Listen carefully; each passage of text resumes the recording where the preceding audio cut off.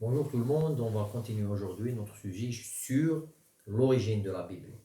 Avec la 28e partie, on va finir notre sujet sur les différents types de la Bible ou de Bible.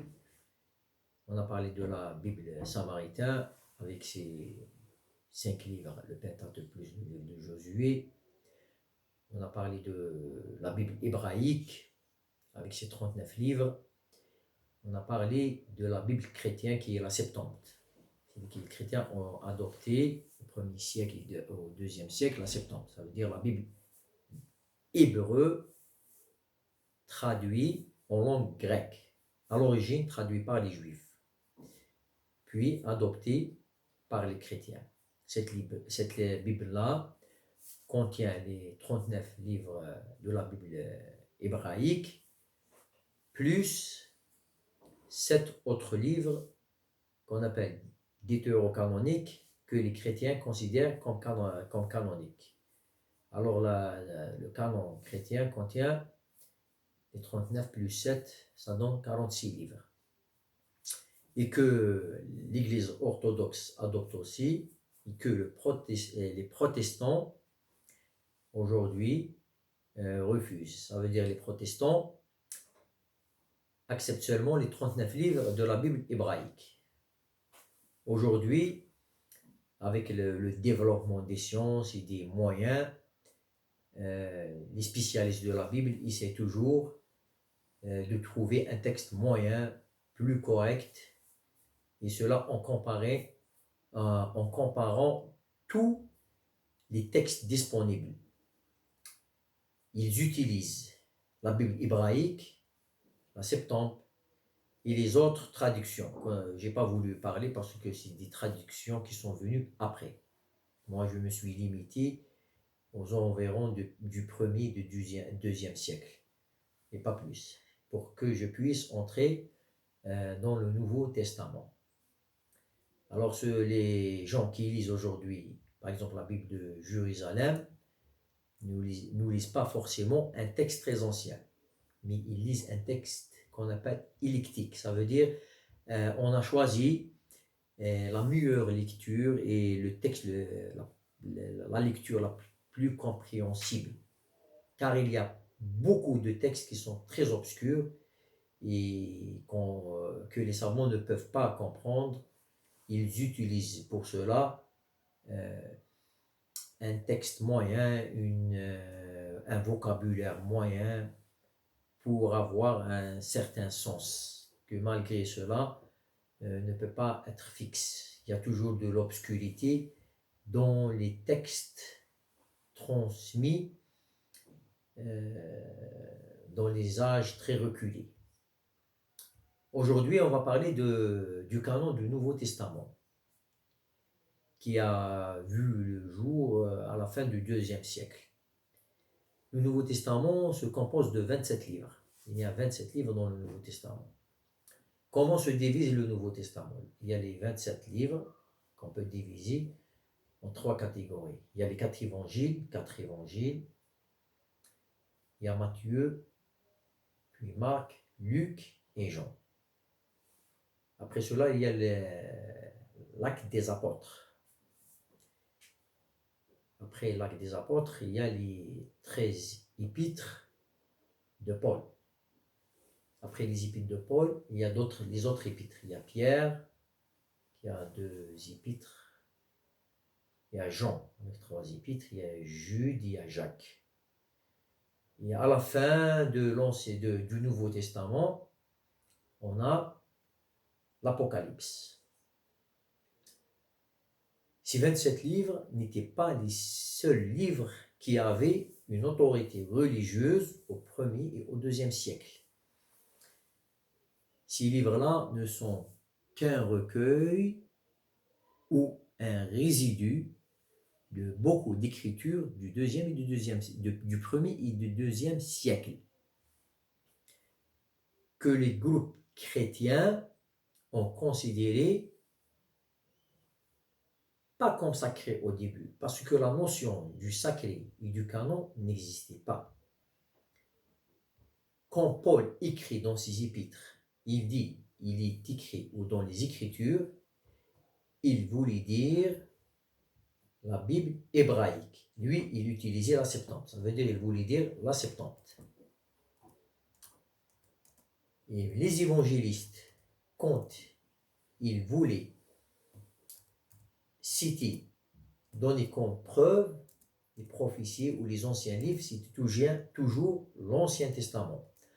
En leur temps, il n'y avait aucun texte qui faisait autorité du sacré chez les premières communautés chrétiennes.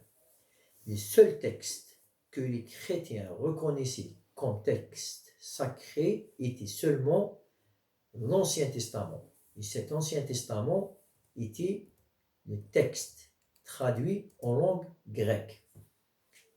Certains spécialistes et savants biblistes disent que les textes de l'Ancien Testament étaient des fois soit cités de mémoire, c'est pour cela qu'on a un texte un peu ambigu qui diffère radicalement de ce qu'on a dans les textes écrits, ou les chrétiens du 1er siècle possédaient des textes bibliques de l'Ancien Testament qui diffèrent des textes bibliques qu'on a aujourd'hui, qui nous ont été transmis. Ça veut dire que le texte a évolué. Comme j'ai parlé et répété, au 1er siècle, il n'y avait pas un seul texte, il y avait plusieurs textes. Ça veut dire des recensions. À un certain moment, peut-être après, post-exilique, 4e siècle, 3e siècle, 5e siècle avant Jésus-Christ, il y avait des textes bibliques de l'Ancien Testament qui ont commencé à se constituer. Ça veut dire des rameaux, des écoles ou des recensions. Et on peut suggérer que chaque livre ou chaque région avait sa propre tradition biblique. Ce sont tous des juifs, c'est le même texte. Sauf qu'on peut penser que les juifs n'étaient pas conscients de cette grande différence. Car s'ils étaient conscients, ils n'auraient pas attendu la fin du 1er siècle pour fixer complètement leurs écritures saintes. Alors, si on va revenir aux écrits du Nouveau Testament, ces écrits ne sont pas nécessairement les écritures les plus anciennes de la chrétienté. On ne peut pas dire que le Nouveau Testament, comme plusieurs, ou peut-être je peux seulement simplifier comme l'Église le prétend, ce sont les textes les plus anciens. Non, il n'y a aucune preuve. D'ailleurs, avec la découverte de l'évangile de Thomas, si je ne me trompe pas, dans une épître de Paul, où il dit, il est écrit que Dieu a promis aux croyants ce que l'œil n'a pas vu, ce que l'oreille n'a pas entendu et ce que la pensée n'a pas imaginé. Ici, il a été écrit, j'ai lu que ce texte-là, ou ces versets-là, se trouve dans l'évangile de Thomas. Et la majorité des spécialistes disent que cet évangile, c'est un évangile gnostique, contient que des logia, ça veut dire les paroles de Jésus.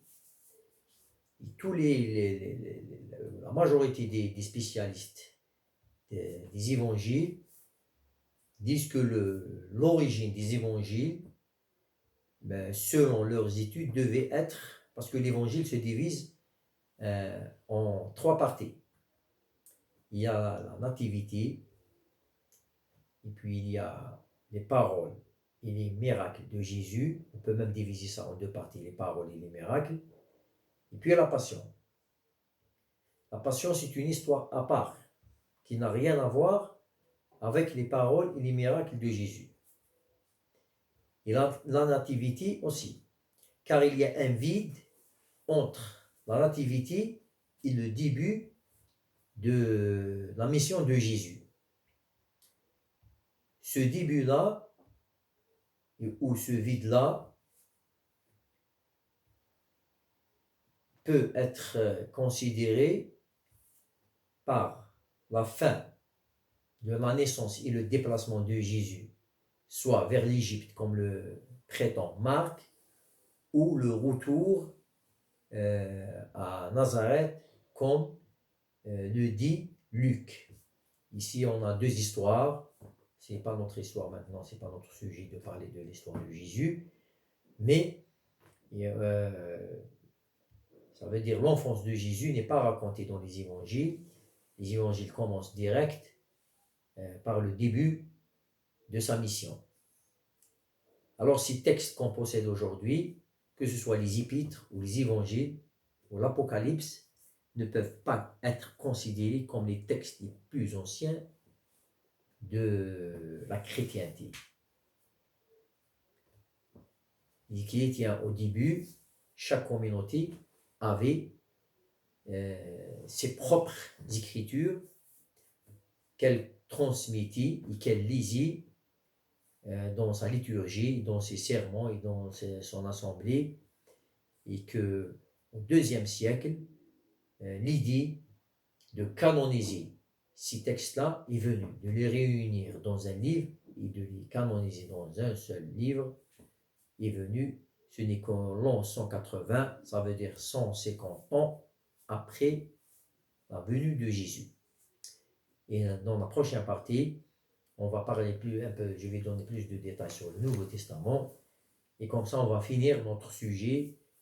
C'est une longue introduction sur l'origine de la Bible, qui est ce livre-là.